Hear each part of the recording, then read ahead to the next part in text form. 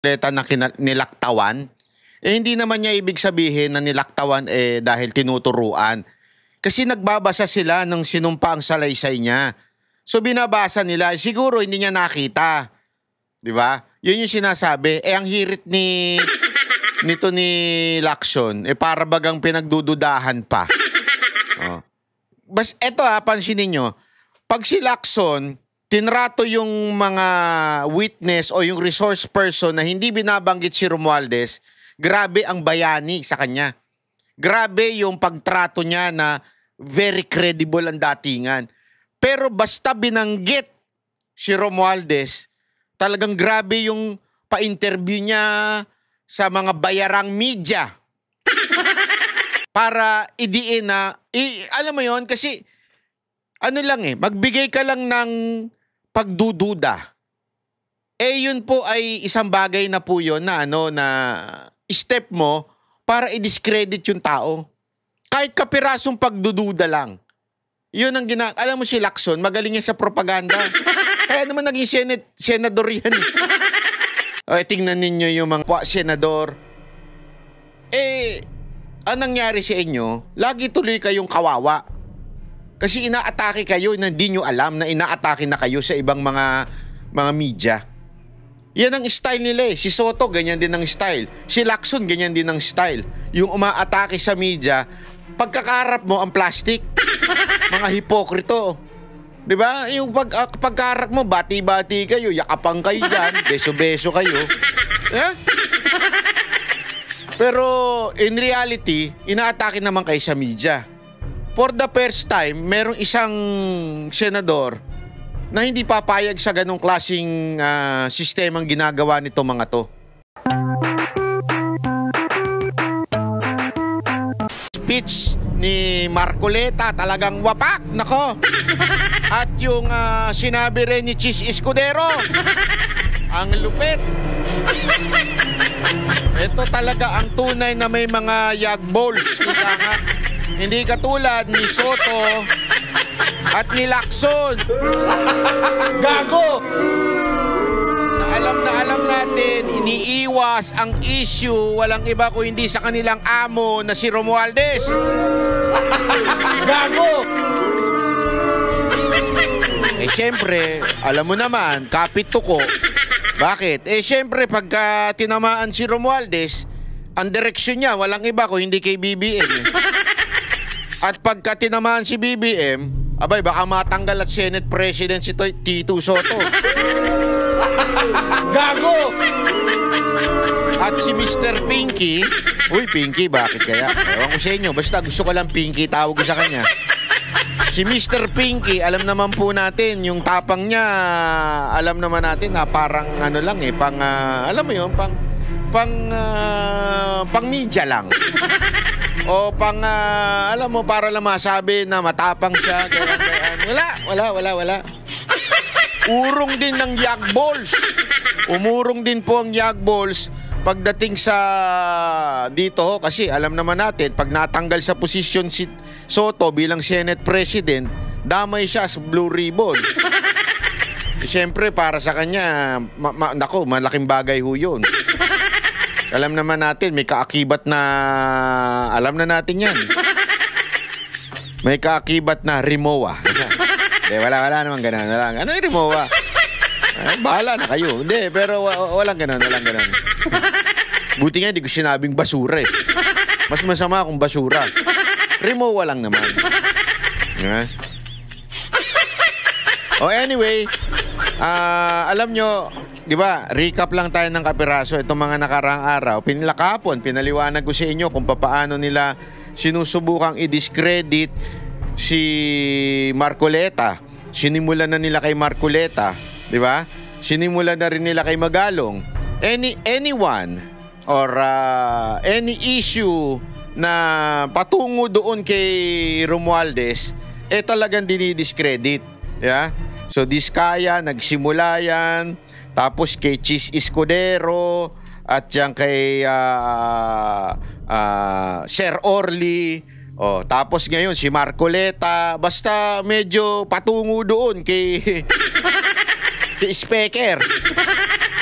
talaga namang alam natin na medyo, iwas muna. Iwas pusoy ba, ika nga, di ba? So, ganun na nangyayari. Pero syempre, hindi maaaring manahimik si Senator Marcoleta at hindi pwedeng manahimik si Chis Escudero diyan sa issue na yan. Kasi sila na yung tinatamaan Sila na yung dinidiscredit. Sila na yung sinisiraan. Sandali, balik tayo sa tunay na issue. Ano yun? Kay Romualdez at saka kay Zaldico. Ladies and gentlemen, yung best friend natin si Zaldico. Mga banateros, yung ating best friend na si Zaldico nag-resign na bilang congressman. Gago! Alam nyo mga kababayan, medyo iba-iba ang pananaw ng ating mga kababayan. May nagsasabi, naku, baka naman na dahil dyan, magtatago na yan. Naku, talagang wala nang balak bumalik. Kasi, kung ikaw may plano kang bumalik, tama, mali.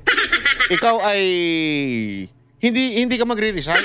Mananatili kang congressman para may kahit papaano, hindi ka maimbitahan ni Pinky. Diba? Kasi yun na sinasabi niya, parliamentary courtesy. Dahil isang congressman yan, hindi natin pwedeng imbitahan yan dito sa Senado. Paano ba yan, Mr. Pinky Lacson? Paano ba yan? Pwede mo nang imbitahan ngayon yan kahit nasa ibang bansa kasi hindi na siya congressman. Baka na naman may palusot ka na naman yan. Gago! Hindi, baka may palusot ka na naman dyan at sabihin mo na naman, hindi siya pwedeng imbitahan kasi because of health reason. Gago! Hindi, kasi hindi na nawala ng ng dahilan ito si Pinky. Diba? Hindi na siya nawala ng dahilan na imbitahan si Zaldico. This time, yung sinasabi mong courtesy, parliamentary courtesy, wala na yan. Kasi siya ay isang ordinary citizen. Ngayon, ipatawag mo. Baka naman ititigil mo na yung investigasyon na yan porket mape-pressure kang patawag. Gago! Wag naman ganun. Kasi kailangan managot yan. Kailangan sagutin niya yung mga paratang sa kanya na di umano, ang laki ng Kasi ang dami pang paratang dyan Di ba na wala kay Diskaya, tapos kay Sir Orly. Baka naman hindi mo na itatawagin. Di ba? Wag naman ganun. Wag naman ganun, sir. Mr. Pinky. Pinky, wag naman ganun.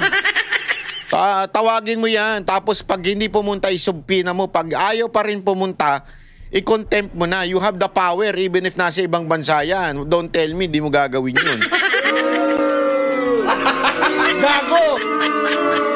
Anyway, pakinggan natin. Napakaganda nitong speech ni Marcoleta at Chis Escudero. Pakinggan natin at hihimay na natin. Ipapaliwanag ko sa inyo yung mga binitawan nila. Marcoleta na nilaktawan. Hindi naman niya ibig sabihin na nilaktawan dahil tinuturuan. Kasi nagbabasa sila ng sinumpaang salaysay niya. So binabasa nila, siguro hindi niya nakita. 'Di ba? Yun yung sinasabi. Ang hirit nito ni Lacson, para bagang pinagdududahan pa. Bas eto pansinin niyo. Pag si Lacson tinrato yung mga witness o yung resource person na hindi binabanggit si Romualdez, grabe ang bayani sa kanya. Grabe yung pagtrato niya na very credible ang datingan. Pero basta binanggit si Romualdez, talagang grabe yung pa-interview niya sa mga bayarang media. Para idiin na, alam mo yon kasi, magbigay ka lang ng pagdududa. Yun po ay isang bagay na po yun na na step mo para i-discredit yung tao. Kahit kapirasong pagdududa lang. Yun ang alam mo si Lacson, magaling yan sa propaganda. Kaya naman naging senador yan. Tingnan ninyo yung mga pa yung tao kaysa sa inyo. Di ba? Yan ang hirit, Brad. Sino ba yung tinutukoy niya? Walang iba kung hindi yung pamunuan ng Senado. Orly Gutesa, mas matapang kesa sa mas marami dito sa ating kapulungan. Yo. Maraming salamat po, Ginoong Pangulo. Palakpakan, Thank you, palakpakan, Senator Marcoleta. palakpakan. Ay nako, grabe ah. Ano ang inyong magiging reaksyon dito? Ha? Ay nako. Alam mo, ito ah.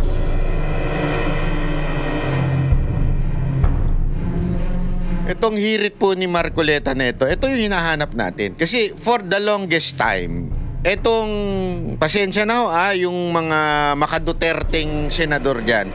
For the longest time, medyo lagi kayong defensive mode eh. Ano ibig sabihin ng defensive mode? Lagi kayong dumidepensa. Ilang beses kayong inaatake.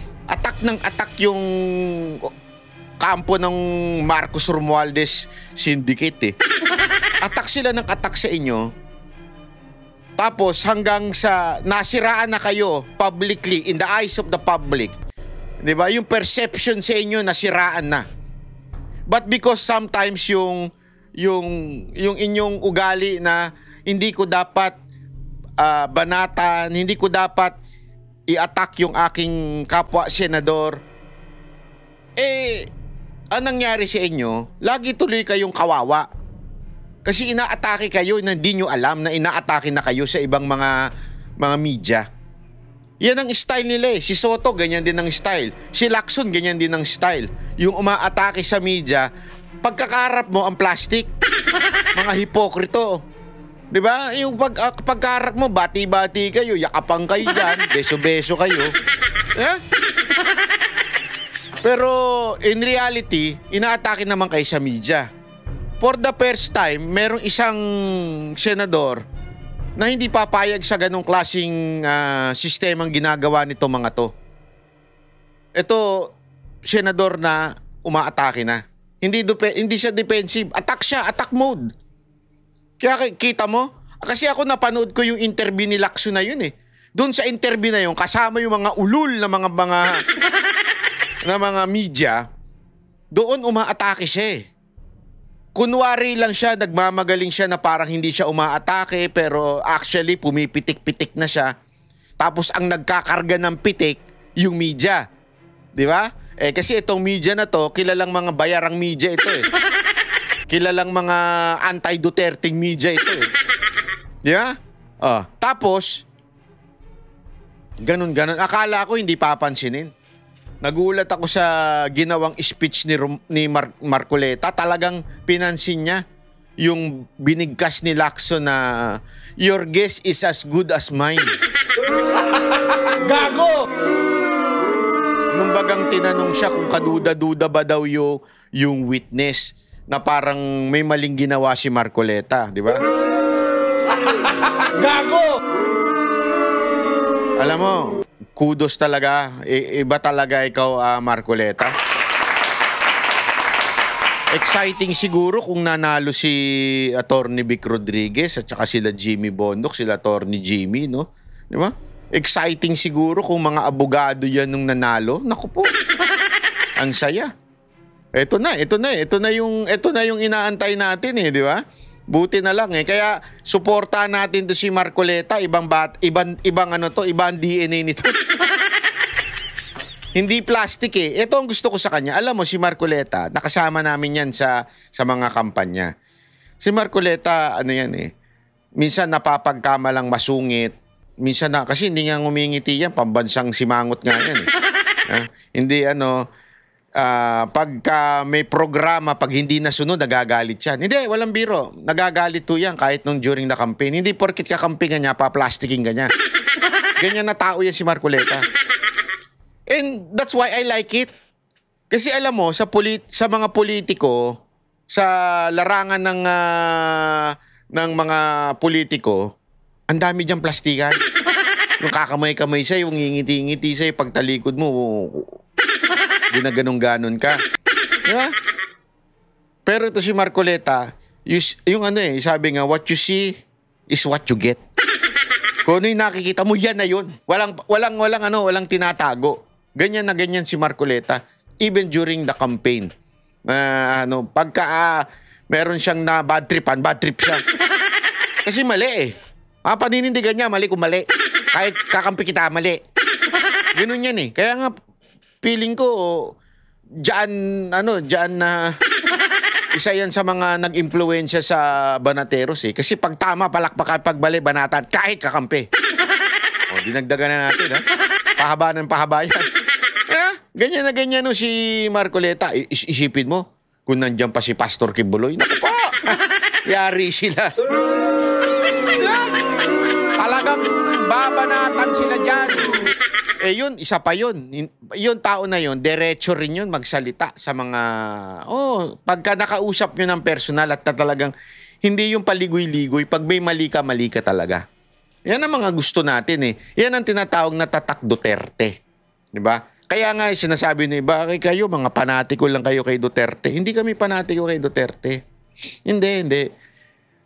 Kaming Banateros, pag may nakita kaming katulad ni Pangulong Duterte, prangka, honest, malinis, talagang diretso, walang paligoy-ligoy, yun ang nagustuhan namin eh. Kay Pangulong Duterte, kay Sara Duterte, kay Baste, kay Pulong, diretso magsalita. Hindi yung, alam mo yun, ayoko kasi na mga yung plastikan, yung politiko. Ganun kaya namin sinusuportahan si Pangulong Duterte. Ngayon, pag may nakita kaming gayon, susuportahan namin yan. Kayo nagsasabing panati ko kami kay Duterte. Hindi. Magpakita ka dyan kahit dilawan, pinglawan. Kung ganyan, katapang, alam mo yun, walang sinasanto-santo. Hindi katulad dito mga putang ina mga pinglawan na to. Dati, Marcos, magnanakaw. Marcos, diktador. No, naupo.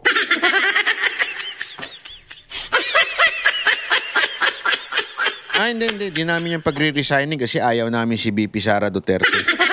So, baguhin natin yung kanilang sinasabi. Di ba? Hindi namin pagre-resigning yan si Marcos kasi o kaya si Romualdez kasi ayaw namin kay Vice President. Para mo na rin sinabing hayaan namin magpatuloy ang korupsyon kasi ayaw namin maging presidente si Vice President.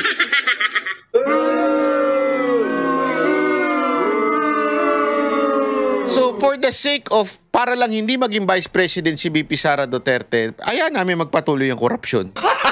Gago! Ang ina, sasabihin nyo, anti-corruption kayo? Ulul! Gago! Totoo naman, di ba? Yan na isang kaululan. Sabi, no? So, talagang ang utak ng impeachment, walang iba kung hindi ito si Romualdez. Diba? Yan talaga ang utak ng impeachment ni BP Sara Duterte kasi nga may pangarap yan maging presidente eh. Diba? Kaya nga yung una, PI eh, diba? Yung People's Initiative kuno niya na sila naman na nag-initiate. Supposedly People's Initiative eh. Pangalawa, hindi ko manayo, nabuking yun. Eto naman, diba? In-impeach si BP Sara Duterte. Tinakot pa yung mga kongresista pagka hindi kayo pumirma, hindi marirelease yung pondo ninyo. Alam mo naman ng mga congressman, mukhang pera yan. Gago! Dahil kailangan nila matustusan yung pambababae nila, yung matustusan yung lasinggero nila sa Las Vegas. Yeah? Gago! Kailangan nila matustusan yung kanilang mga kapritsyohan. Gago! At higit sa lahat, kailangan nila matustusan yung iPhone 17 na mga kabit nila. Gago! So, ibig sabihin, ladies and gentlemen, talagang gusto ni Romualdez, according to Chis Escudero, na matanggal po talaga si Vice President Sara Duterte. Subalit, Ginoong Pangulo, hindi ito umubra. Hindi ito umubra dahil tinanggihan ito ni PBBM. Sinabi niyang walang ganyang uri ng usapan. At sinabi niyang hindi niya gagawin yon. Kaya't hanggang ngayon, nananatili pa rin for late release ang mga questionableng pondo nila.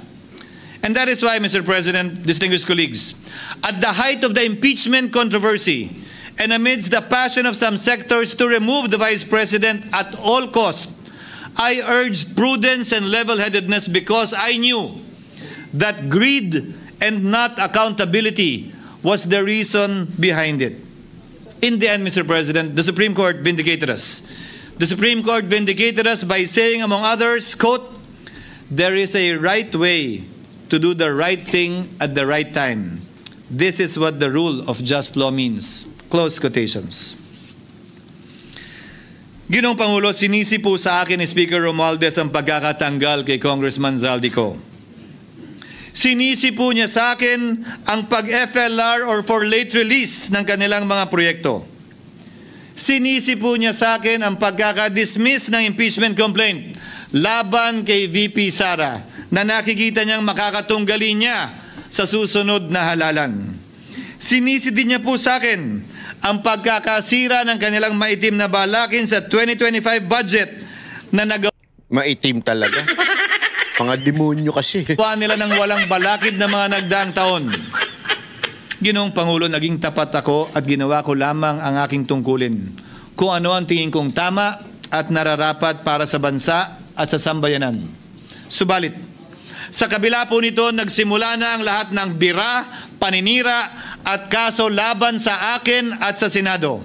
At ang nasa likod ng lahat ng ito, walang iba kung hindi si Martin Romualdez. Yo, palakpakan! Finally! Hindi, kasi ang tagal nito eh. Matagal na nating inaantay ito eh, na talaga magkaroon ng lakas ng loob. Ito mga ito, nasabihin ng pangalang Martin Romualdez, di ba? Oh.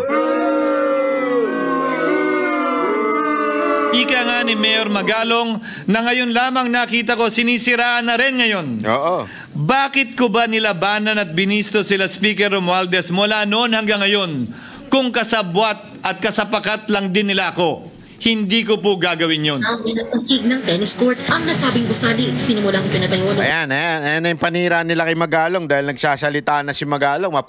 Mapupuntir yun na, tatamaan na yung yung Panginoon nila yung kanilang pinaka-bossing eh. 6 ng Oktubre taong 2022 at ang kontraktor, ang St. Gerard Construction na pagmamayari ng mga diskaya na nasangkot ngayon sa mga maanumalyang flood control projects. Dahil dito, kwenasyon ng ilan ang pagiging special advisor ni Mayor Benjamin Magalong sa ICI. Lalabanan ko ba yung ang lalakas na yan, sila Speaker? Lalabanan ko ba yung mga mayayaman na yan? Naka? Kung ako'y bulok, Oo. I fought for what is right. Yan! Kabut Ibato mo yung mikropono! Hindi naman ibato. Ang tawag doon, idadrop yung mic. Ibato talaga eh. Ano nga ba ang ginawa nila sa akin? Una, hinalungkat ang isyo ng campaign contribution na tinanggap ko mula sa isang individual na may-ari ng kumpanyang nakakuha ng kontrata sa gobyerno. Inipit niya ang budget ng COMELEC sa Kamara dahil dito at binusisi ang di umano kaso kong ito. Subalit, Ginoong Pangulo, tulad ng sinabi ko sa simula ng aking talumpati, kapag ka nagturo ka ng daliri kanino man, may 3 daliring nakaturo pabalik palagi sa iyo. Ayaw. Anong nangyari? Anong nangyari? Hindi ba't biglang may lumabas na ulat ang PCIJ? Na ang dami naman palang opisyal, hindi lang senador, mas mataas pa ang tumanggap din ng ganung uri ng kontribusyon noong 2022 elections. Ayaw. Ang tanong ko ay simple. Kung legal at walang mali sa ginawa nila, edi dapat legal din at tama ang ginawa ko. Pero bakit ako lang ang iniimbestigahan tungkol dito?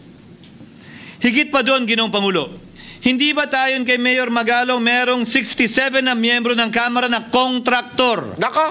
Ito po ay mga miyembro ng Kamara na may construction firm na nakakuha ng kontrata sa gobyerno. Mismo, di ba? Mismong congressman. Hindi ka magtataka. Pinupunan nila si Chis Escudero na merong contributor na kontraktor. Ito mga putang inang congressman na ito, kontraktor. Saka nakakita ng ganun. Tapos ang pupunahin mo si Chis Escudero kasi may nag-contribute sa kanya. Halos lahat naman sa mga senador ang nag-contribute dyan, mga mayayamang businessman. Kasama din yung mga kontraktor. Di ba? Yan yung mga mayayaman. So sila nagko-contribute. Hindi ko sinasabing walang mali doon, o di kaya sinasabi na tama lang yun. Mas maganda nga, sana walang gastos ang eleksyon eh. Di ba? Pero gayon pa man, yung nga mismong contractor na ang mismong congressman hindi pinuna. Ano katarantaduhan yun? Gaguhan di ba? Gaguhan. Kung bawal talaga ito, ibig sabihin ba niyan, bawal na nilang gastusin ang sarili nilang pera para sa kanilang sariling kandidatura? Bakit hindi din binubusisi yun? Bakit hindi inaalam yun? Naka? Ako lang talaga? Ikaw lang Pangalawa, ikaw lang kasing isa sa pinakamalakas magsalita laban dito kay Speaker. inintriga ni Martin Romualdez ang dating liderato ng Senado dahil sa pagkakaupo at pagdinig ni Senator Marcoleta sa Blue Ribbon Committee dahil marahil sa pananaw niya ay hindi siya safe kay Marcoleta. Ngunit, Ginoong Pangulo, sa hindi niya inaasahang pagkakataon, nung araw ding yun, nagsalita ang mga diskaya, pinangalanan ng 17 congressman na kasosyo niya, kabilang ang pagbanggit na naman ng pangalan ni Martin Romualdez. Yawn. Karamihan sa mga kawani ng DPWS na nabanggit sa itaas ay paulit-ulit na binabanggit ang delivery ng pera ay para sa kay Saldico na dapat at least 25%. Si Kong Marvin Rillo naman ay ilang beses na binabanggit ang pangalan ni Speaker Martin Romualdez bilang kanyang malapit na kaibigan. Isa na naman po itong patunay, Ginoong Pangulo. Kapag ka nagturo ka ng daliri sa iba, may 3 daliring nakaturo pabalik sa iyo. Pangatlo, sa pagdinig ng Blue Ribbon Committee kung saan ni-name drop ako ni Yusek Bernardo, bagaman inamin niyang personal na mismo na hindi niya rekta kung nakausap o binigyan ng anuman, bigla namang tumestigo si retired Master Sergeant Gutesa at muling pinangalanan si Martin Romualdez na hinahatiran daw niya ng pera sa mismong bahay nito. Ang bawat malita ay may lamang humigit kumulang 48 million pesos. Kalimitang dinadala sa bahay ni Congressman Saldico, ibababa lamang namin ay 35 maleta para i-deliver sa bahay ni House Speaker Martin Romualdez. Gamit ang script niya sa pagturo sa akin, ayan na naman. May 3 daliring nakaturo palagi pabalik sa kanya tuwing ginagawa niya yan. Ulitin ko po for the record, Ginoong Pangulo, ang sinabi ni retired Master Sergeant Gutesa. 35 maleta ng pera na naglalaman na mahigit kumulang 48 milyong piso bawat isa o kulang-kulang 1.7 billion pesos sa isang delivery. Ay di umano hinatid niya sa iba't ibang bahay, sa iba't ibang pagkakataon ni Martin Romualdez. Subalit, sa kabila ng lahat ng ito, hindi ba nakapagtataka? Bakit hindi sinasama si Martin Romualdez sa anumang investigasyon? DOJ man, NBI man, AMLAC man. No ako po ay pinuntahan, no ako po ay dumalo sa imbitasyon ng ICI bilang resource person. Binanggit ko at tinanong ko din ito sa kanila. Ganito ba katindi ang kapangyarihang hawak ni Martin Romualdez? Na bagaman hindi siya speaker, tila the name that cannot be mentioned pa din siya at nagagawa pa din niya ang nais niya kaugnay sa isang mapamiling hustisya o selective justice. Halimbawa, bakit ang daming kondisyon bago ipasok ang mga diskaya na nagpangalan sa maraming congressman sa witness protection? Pero pag si Alcantara, Hernandez at Bernardo, walang ganong kaparehong kondisyon.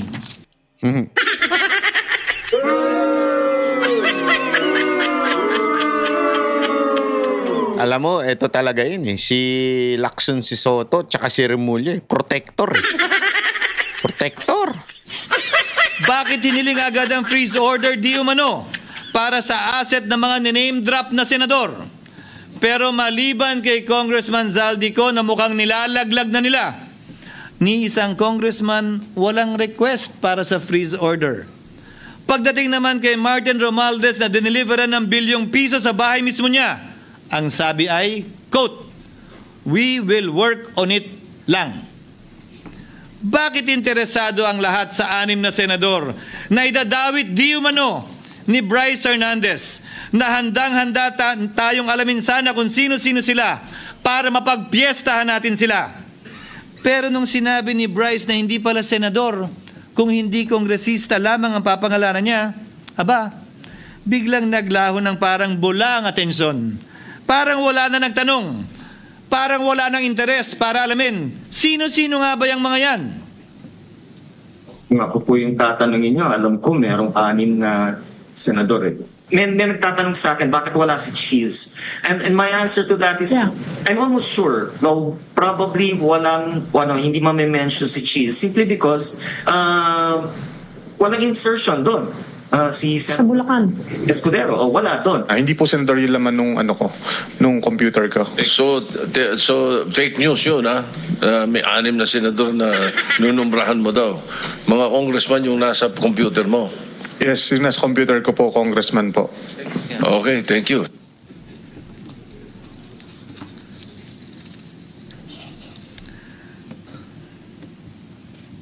Nagkataon lang ba, Ginoong Pangulo, na ang mga nakaupong senador na dinidiinan sa ngayon ay ang dating Pangulo, dating pro tem, dating punong mayoriya ng Senado, na lahat nagkataon din lang ba na bumoto kontra sa depektibong impeachment ni Vice President Duterte o talagang tinumbok lang kami? Tinumbok kayo. In other words, Mr. President, are we truly for transparency and accountability, or are we merely offering a politically convenient sacrificial lamb in an attempt to appease the rage of the people? What is painful, Mr. President, is that along the way, reputations have been disparaged and tarnished. Innocent persons have been implicated, and the Senate is slowly but surely being destroyed. Nagkataon lang po ba na ang lahat ng ito o ito'y sumusunod sa isang script, direksyon at basbas ni Martin Romualdez? Sa kanyang script na naglalayong ilihis ang galit ng bayan mula sa kanya at sa mga kasabwat niya at ituro ito sa Senado at mga senador. Ginoong Pangulo, ang script at sarswelang ito ay di uubra dahil napakalayo po nito sa katotohanan. Napakasama sa panlasa at tinitiyak ko sa inyo, hindi po ito matatanggap at lulunukin ng sambayanang Pilipino. I've been in public service for 27 years. I've never been accused nor charged with corruption. This is the sterling record which they are trying to tear down, and I tell you, they will not succeed. I will defend myself, Mr. President, against these malicious and false allegations. In fact, I have already filed and will be filing necessary and appropriate charges against my accusers and prove them wrong. And with the help of the Almighty, I will be vindicated and declared innocent, I am sure. Kaya ko po ipagtanggol ang sarili ko, Ginoong Pangulo. Ngunit, Ginoong Pangulo, sino po ang nagtatanggol sa ating institusyon? Kaya't ang aking tanging hiling po sana sa inyo, Ginoong Pangulo, at sa ating mga kasamahan sa Senado, labanan po ninyo at huwag niyong pahintulutang ang mapamiling hustisya na lantarang nangyayari sa harap natin ngayon. For what is happening now is selective justice and mob justice. Members of the Senate have been thrown off a cliff before the court of public opinion in an attempt to mollify the people's rage, thereby covering up the real perpetrators and giving them a chance to get away. Mr. President, I will not allow justice to be weaponized against the innocent to protect the guilty, because this corrodes the legitimacy of the law before our people's eyes. Wala pong naniniwala, bagkos lahat nagtatanong, bakit walang congressman na kasama sa investigasyon? Yun! But what about the other congressmen in Bulacan?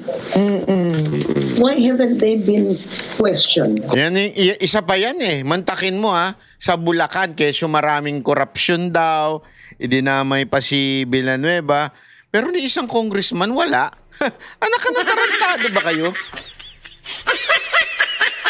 Ang linaw na nga nung sinabi ni, I think it was, I forgot kung si Alcantara ba o yung isa, Pero alinaw nung sinabi niya na ang unang inaano ni Villanueva ay yung mga multipurpose, hindi yung flood control. 'Di ba? Pero yung flood control ang pinasok niya, ganyan. Keso, ang tanong, kanino 'yun? Kanino ba talaga 'yun? 'Di ba? Hindi kasi ala naman puta si Villanueva lang. Wala namang yun eh. Dapat to talaga congressman ng district congressman ng mga nag-ano diyan sa Bulacan. No doubt, yeah. The thing that they do not know what's going on. Ginoong Pangulo, mga minamahal kong kasamaan, huwag po tayong sumunod sa script ni Martin Romualdez. Labanan po natin ang script na ito. Pasagutin at imbestigahan lahat ng niname drop at nabanggit, congressman man, senador man at iba pang opisyal, at dapat kasama dito si Martin Romualdez. Yo! Ginoong Pangulo, hindi ba natin nakikita na pili tayong pinag-aaway-away? Mayaman, mamamayan. Paano? Hindi kayo pag-aaway-awayin. Yung Senate President no, tsaka yung chairman ng Blue Ribbon. Alatang tuta ni Romualdez. O sabay-sabay tayo. Tuta. Hindi totoo naman eh. Tuta talaga eh. Laban sa lingkod bayan. Lokal laban sa nasyonal na opisyal. Congressman laban sa kapwa congressman. At ngayon, senador laban sa kapwa senador. Yun. Pamilya laban sa pamilya. Yun. Pilipino laban sa kapwa Pilipino. Yun. Ginoong Pangulo, tandaan po natin, mas madaling manipulahin at ang nag-aaway at nagkakawatak-watak na bansa. At ito ang eksaktong gusto nilang mangyari. Ito, sa aking paniniwala, ay bahagi pa din ng script at sarswela na nais palaganapin ni Martin Romualdez upang lituhin, guluhin, linlangin at sirain ang ating lipunan at bansa para lamang huwag siyang mabisto. Sana ay huwag nating payagang mangyari ito. Ginoong Pangulo, tulad ng sinabi ko sa simula ng aking talumpati, sa kada mapang-akusa at mapanghusgang daliri na ituturo ninyo sa inyong kapwa, lalo na kung walang basihan, merong 3 daliring palaging nakaturo sa iyo pabalik. Sana po, maging mapanuri tayo. Huwag dali-daling magturo at maghusga dahil lamang sa napakinggan. Huwag tayong sumabay, kumampi, at magpadala sa script at sarswela ni Martin Romualdez. Kung kayo ay kakampi ni Martin Romualdez, pues sumunod kayo sa gusto nila.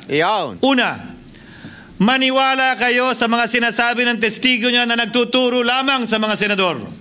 Pangalawa, ibuhos niyo ang galit niyo sa Senado at ng mga senador. Yan yung mga elements of if you are tuta ni Romualdez. Sumunod kayo dun sa script na kanilang mga bata sa DPWH.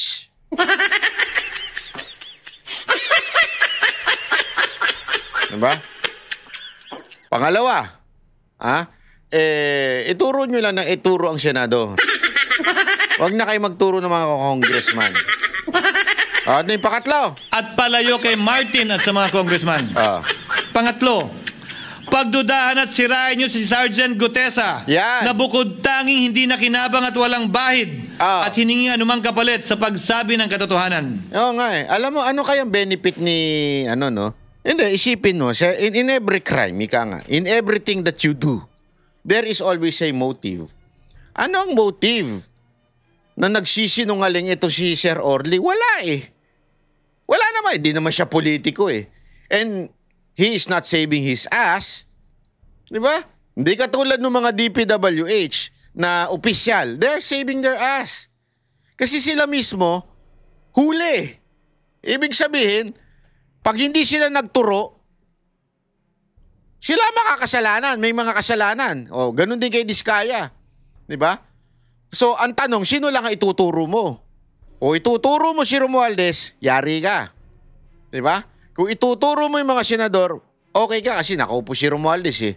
Siya pa rin naman na nakaupo eh. Huwag tayo maglokohan. At syempre, protektado yan ng presidente. So talagang meron silang wala silang choice but to reveal someone. That question na kung sino man yung i-reveal nila,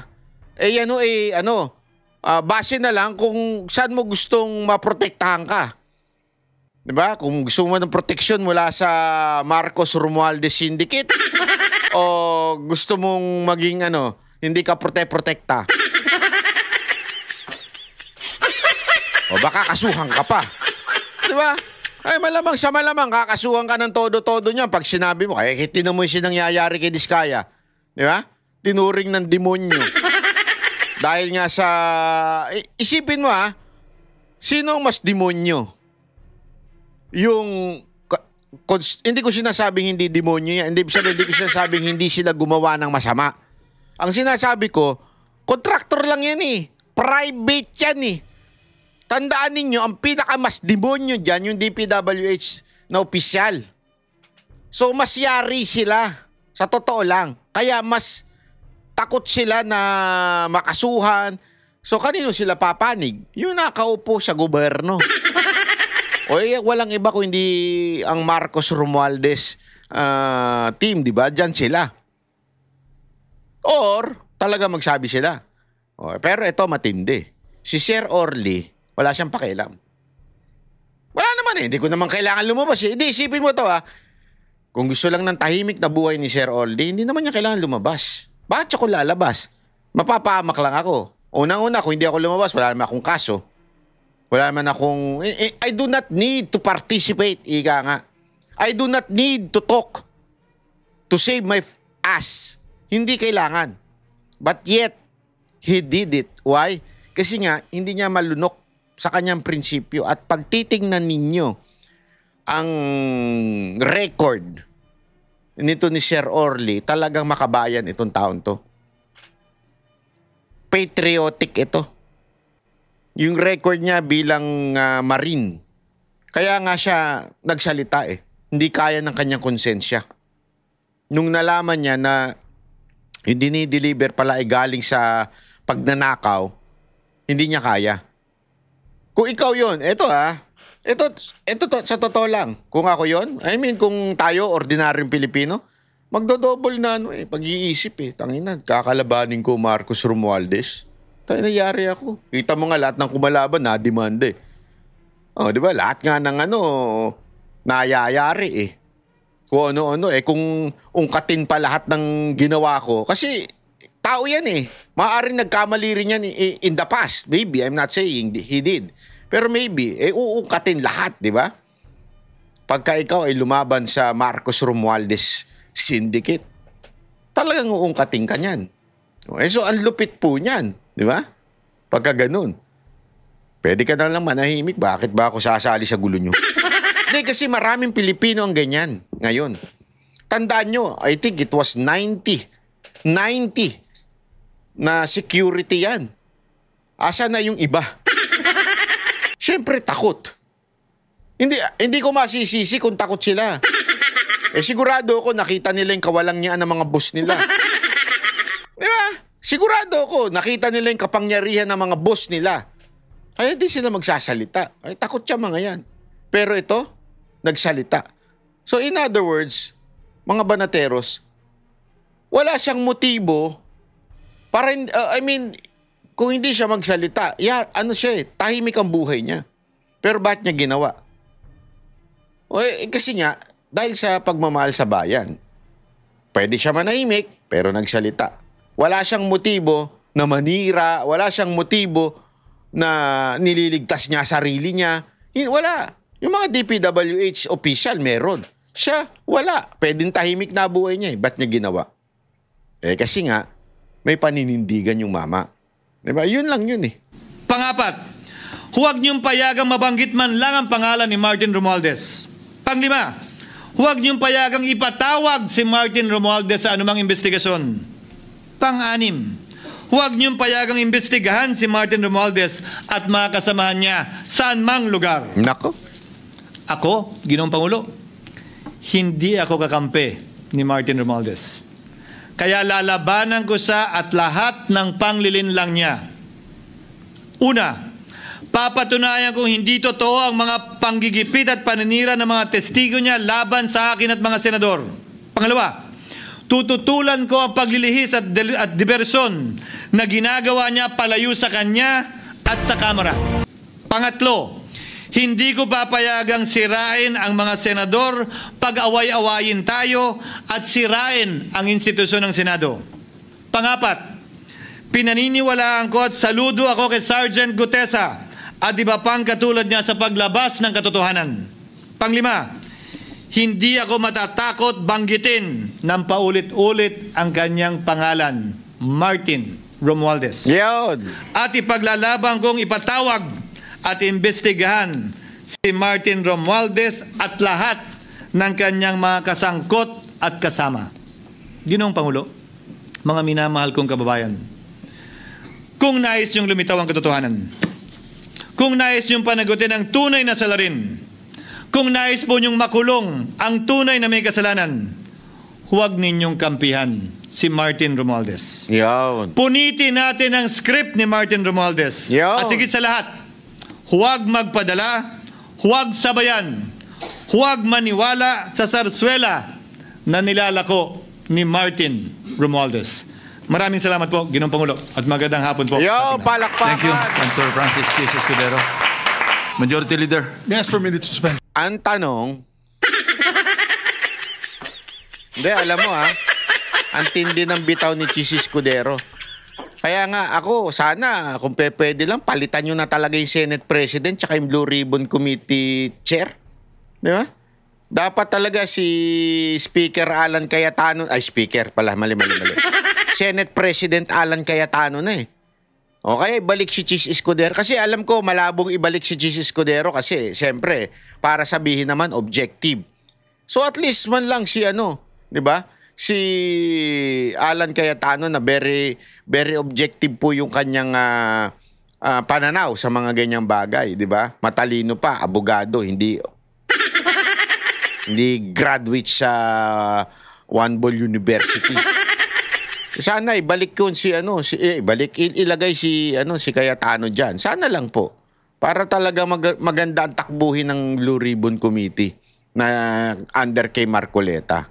Kasi wala kitang-kita naman po natin mga kababayan yung direksyon ni Soto tsaka ni Lacson. Halatang iniiwas kay Romualdez, di ba? Iwas na iwas kay Romualdez, nakakahiya. Nakakahiya po talaga, sa totoo lang, nakakahiya po ang ginagawa nito ni sinisira nila yung pinaka-institusyon na kanilang supposedly dapat pinoprotektahan. Kasi nga, obvious naman, yan ang utos. Obvious naman, talagang sinusunod lang nila